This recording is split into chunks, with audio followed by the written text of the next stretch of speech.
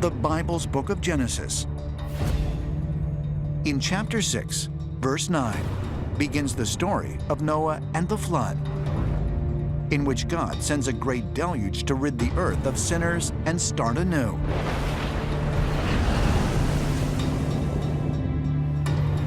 Different versions of this same story exist in nearly every ancient tradition around the world.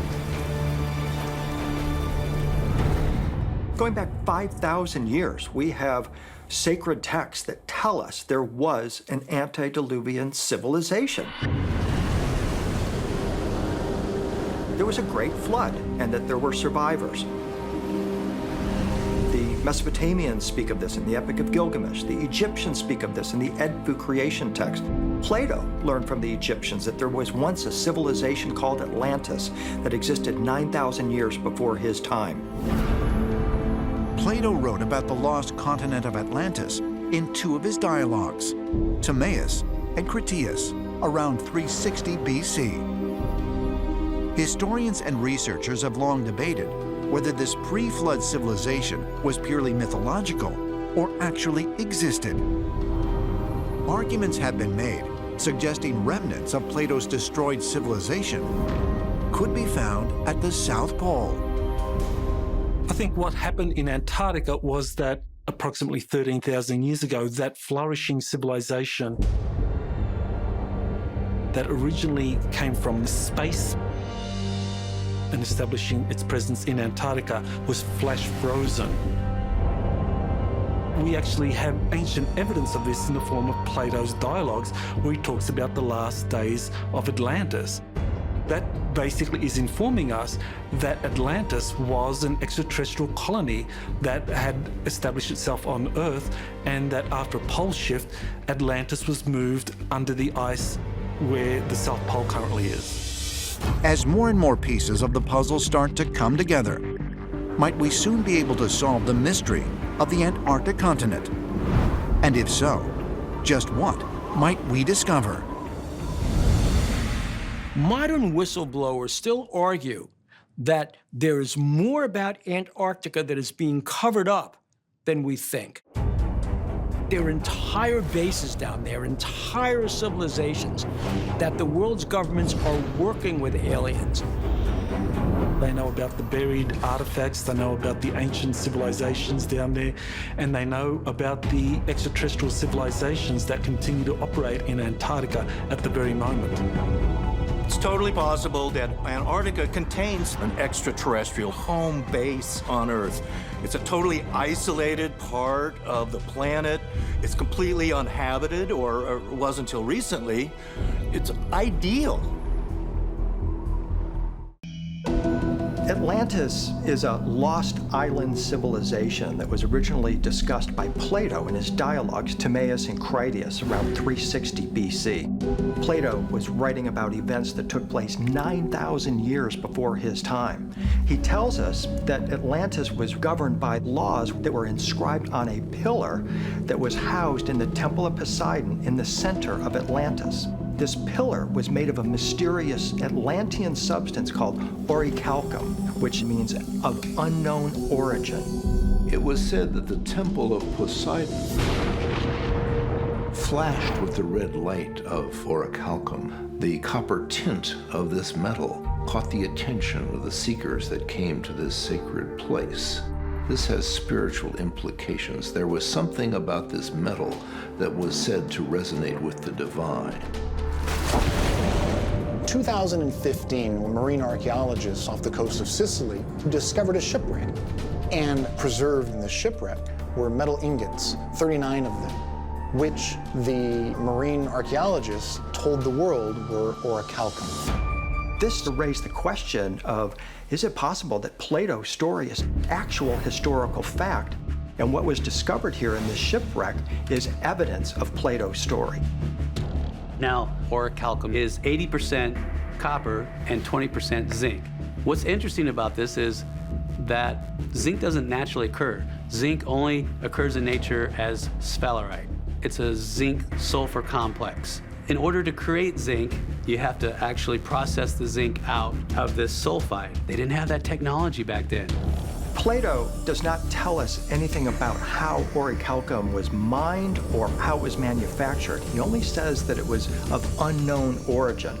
However, given its connection with Poseidon and the gods, we can reasonably speculate that it was the gods themselves who taught the Atlanteans how to utilize this very powerful substance. Those who could smelt metals, who could work with metals, this was considered to be a gift from the divine realm. This was considered to be something that humans didn't naturally do, and was something that had to be from the gods. According to the ancient astronaut theory, our ancestors were taught in various scientific disciplines. They were taught the process of metallurgy by extraterrestrials. They taught them how to work metal with primitive means, just to get started with ultimately turning ourselves into the super civilization that we are today. Athens, Greece, the 4th century BC. In his famous dialogues, Timaeus and Critias, the Greek philosopher Plato writes about a lost continent that existed 9,000 years before his time and was home to a highly advanced civilization. Called Atlantis, it was founded by the Greek god Poseidon, and the inhabitants possessed sophisticated technology. But Atlantis was ultimately destroyed by a terrible cataclysm, and according to some researchers, the story of its destruction is strikingly similar to Native American traditions detailing the end of the Third World. The Hopi and other Pueblo Indians tell us that their devastating cataclysm was due to human greed and wandering away from the spiritual truths of our Creator. What's interesting about this is that this idea is echoed in Plato's story of the destruction of Atlantis. The Atlanteans were also created by gods. As soon as humanity wandered off into materialism, that's when Atlantis was destroyed by water. A perfect correspondence with what the Hopi said happened at the end of the Third World. Could there be a connection between the ancient Greek tale of Atlantis and Native American origin stories? Ancient astronaut theorists suggest another story told by early Native Americans bears striking similarities to Atlantis, the legend of the lost city of Aslan, which appears in the traditions of the Aztecs and numerous Native American groups throughout the Southwest. It's considered the birthplace of civilization, based on the Mexica codices and the oral history of the Mojaves, of the Hopis. So we have all these oral history also that allude to the origin of Aslan. There's debate among scholars as to exactly what Aslan looked like. And we know that the Aztecs say that their capital of Tenochtitlan was made in the image of Aslan. And from that capital, we get a backwards projection that their origin place is an island surrounded by water. They actually built Tenochtitlan up into the lake and put causeways out so that it looks very much like Atlantis.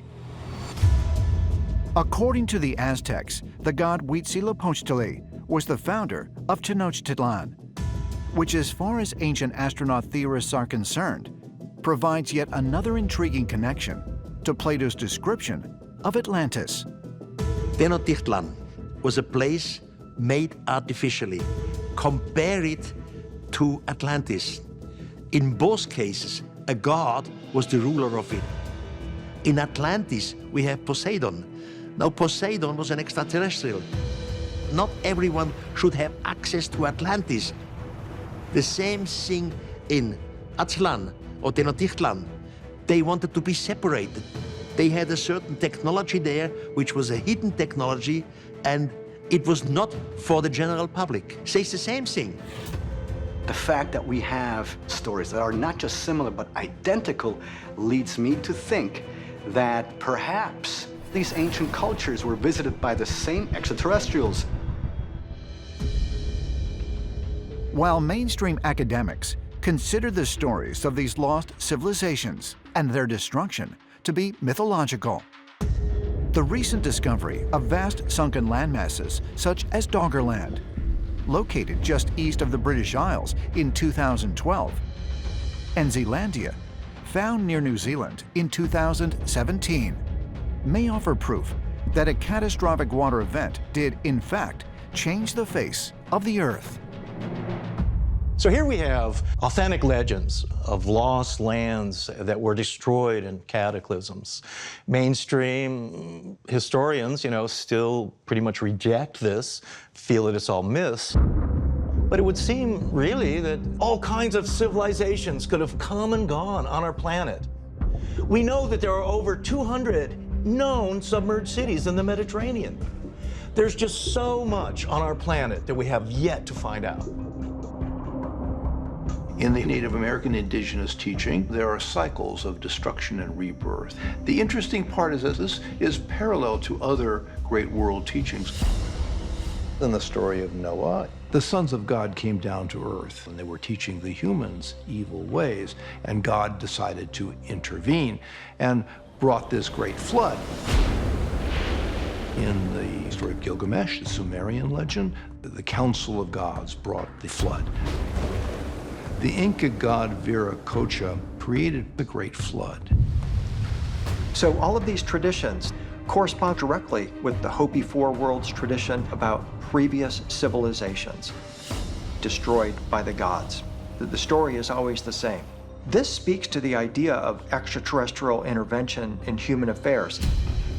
I believe there are ancient civilizations that some people refuse to write about. But ancient civilizations are coming to surface because the time has come to tell the truth about human origin. Could it be that Native American stories of star people and of lost civilizations so closely resembles other ancient traditions from around the globe because they all encountered the same otherworldly visitors? Ancient astronaut theorists say yes, and suggest the Native Americans' knowledge of star people comes not only from the distant past, but from the extraterrestrial activity that occurs over native lands even today. Andros Island, the Bahamas, 2003. Members of the Association for Research and Enlightenment conduct aerial searches for underwater structures that might reveal evidence of a lost civilization.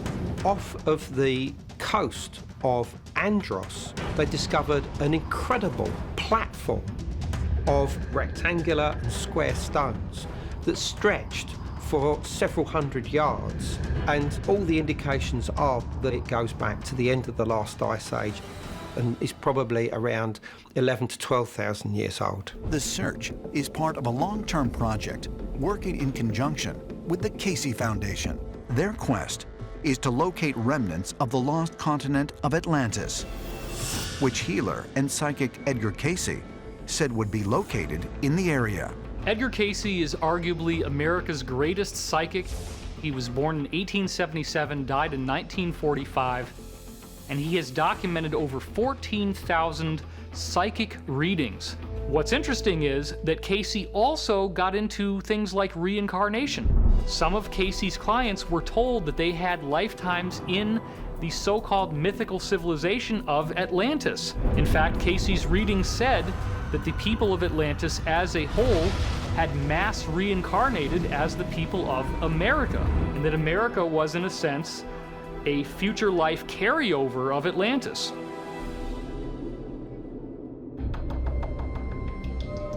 Casey revealed in his psychic readings that the truth about the nature of this lost civilization exists in a hidden hall of records at 3 locations across the globe. In Egypt, near the Sphinx, underwater in the Bahamas, and in the Yucatan Peninsula.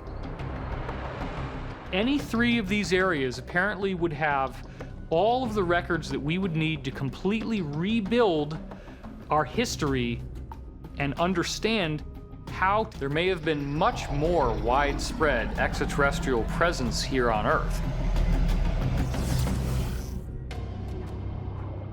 Could recent archaeological finds in the Bahamas confirm that Edgar Cayce was right about the existence of a lost extraterrestrial civilization? And if so, should we be concerned about his predictions for the future of humanity? Cayce was a cataclysmist, and in his readings, he was constantly talking about Earth changes and pole shifts that caused civilizations to be destroyed in ancient times. And Cayce said that we were going to have another pole shift around the time of the millennium.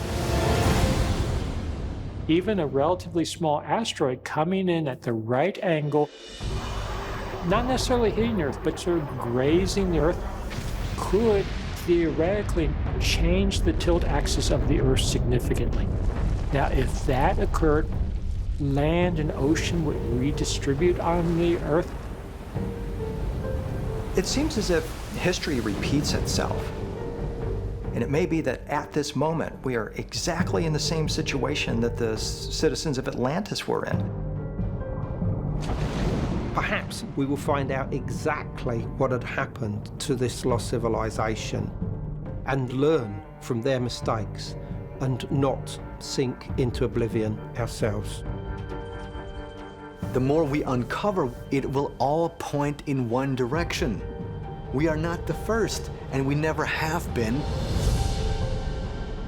An extraterrestrial pre-civilization existed before our recorded history. And this truth will be revealed within our lifetime.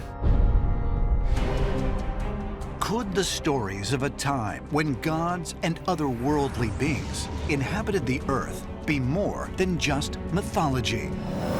And might the discovery of unexplainable remnants from this lost civilization reveal the truth about our extraterrestrial origins, as ancient astronaut theorists suggest? Perhaps we are on the verge of uncovering the final piece of the puzzle that will change our understanding of Earth's history forever. But will we uncover it before it's too late?